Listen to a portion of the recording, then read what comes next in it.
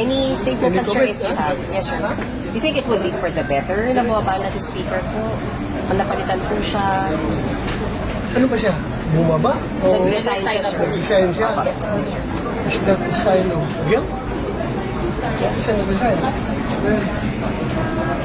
Ha? Sign of guilt ba yun? Guilt about what, sir? Accusation. About problema natin sa flood control. Ito, I don't know kung anong bakit siya nag-resign. With the new leadership, sir, do you think would be good both for the House and the Senate, sir? Under Speaker Boji, sir? Ito rin is busy. Ito rin is busy. But you know him, sir? You know si Speaker Lee? Yeah, kinuha. Do you think he'd be a good leader for the lower house? Mabait mo na tayo. Mabait.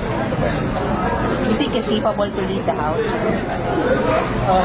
Personally, ganong pa na. Pero basta tinulungan ako niya. Nung tumakbo ako 2019. Sir, yung meeting niyo po kanina, show of force po ba yun ng Duterte allies? Is that why VP Sara was here? Ano, no? Is that why VP Sara is here kanina po? Show of force po ba yun ng mga Duterte allies? Hindi. Hindi po. Ano Kailangan pong pa ba pinag-usapan mag-force? Bisita lang at nakibalita-balita ang pintukan. Casual lang balita lang.